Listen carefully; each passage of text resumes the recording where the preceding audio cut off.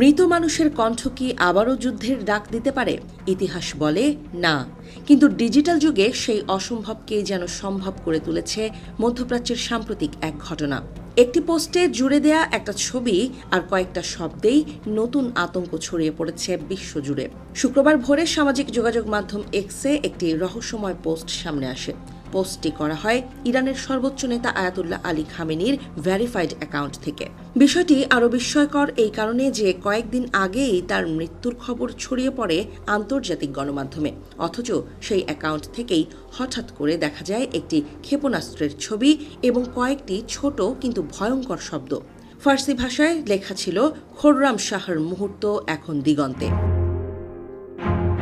এই একটি বাক্যই যেন নতুন করে উত্তেজনা তৈরি করেছে পুরো মধ্যপ্রাচ্যে।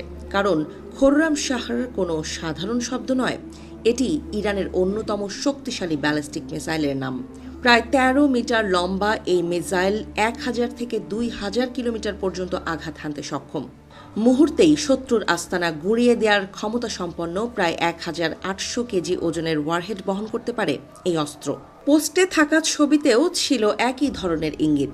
সেখানে ফার্সি ভাষায় লেখা ছিল, এই অস্ত্র ইরানের তরুণদের হাতে তৈরি এবং এটি ইহুদিবাদী শাসনের হৃৎপিণ্ড গুঁড়িয়ে দিতে সক্ষম। বিশ্লেষকদের মতে এটি কেবল একটি প্রতীকী বার্তা নয়, কারণ পোস্টটি আসার মাত্র একদিন আগেই ইসরায়েলে ঘটে যায় একটি বড় হামলা। তেল আবিবের কাছে অবস্থিত বেন গুরিয়ন বিমানবন্দর এবং পার্শ্ববর্তী একটি বিমান ঘাঁটিকে লক্ষ্য করে ক্ষেপণাস্ত্র আঘাত হানে। ইসরায়েলি সামরিক সূত্র বলছে, হামলায় ব্যবহার করা হয়েছে খোররাম শাহর 4 ধরনের মিসাইল। ইরানের সামরিক বাহিনীও পরবর্তীতে এই হামলার দায় স্বীকার করেছে বলে বিভিন্ন প্রতিবেদনে দাবি করা হচ্ছে। তাদের বক্তব্য, প্রায় ১ টন বিস্ফোরণ বহনকারী মিসাইল সরাসরি ইসরায়েলের গুরুত্বপূর্ণ অবকাঠামোকে লক্ষ্য করে নিক্ষেপ করা হয়েছে। এই ঘটনার পর থেকেই তীব্র উদ্বেগ তৈরি হয়েছে যুক্তরাষ্ট্র ও ইসরায়েলের নিরাপত্তা মহলে। ওয়াশিংটনে রাজনৈতিক উত্তেজনাও বাড়ছে। বিশেষ করে সাবেক মার্কিন সামরিক কর্মকর্তারা প্রশ্ন তুলেছেন প্রেসিডেন্ট ডোনাল্ড ট্রাম্পের ঘোষিত সামরিক পরিকল্পনা নিয়ে। তাদের দাবি, কথিত অপারেশন এপিক ফিউরি আসলে বড় কোনো কৌশলগত সামরিক পরিকল্পনা নয়, বরং এটি যুক্তরাষ্ট্রের আসন্ন মধ্যবর্তী নির্বাচনের আগে রাজনৈতিক সমর্থন আদায়ের একটি প্রচেষ্টা হতে পারে। এই পরিস্থিতিতে সবচেয়ে বড় রহস্য দাঁড়িয়েছে একটি প্রশ্ন, যদি খামেনি সত্যিই মারা গিয়ে থাকেন তাহলে তার এক্স অ্যাকাউন্টটি পরিচালনা করছে কে?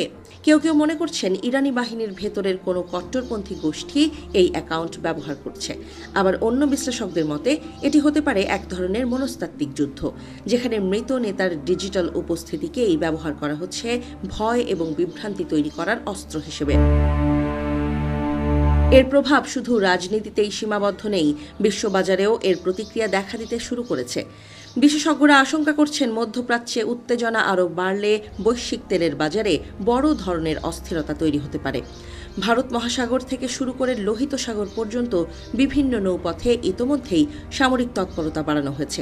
এমনকি ভারতের কিছু নৌঘাঁটি ব্যবহারের গুজবও ছড়িয়ে পড়েছে, যদিও সেই তথ্য এখনও নিশ্চিত হয়নি।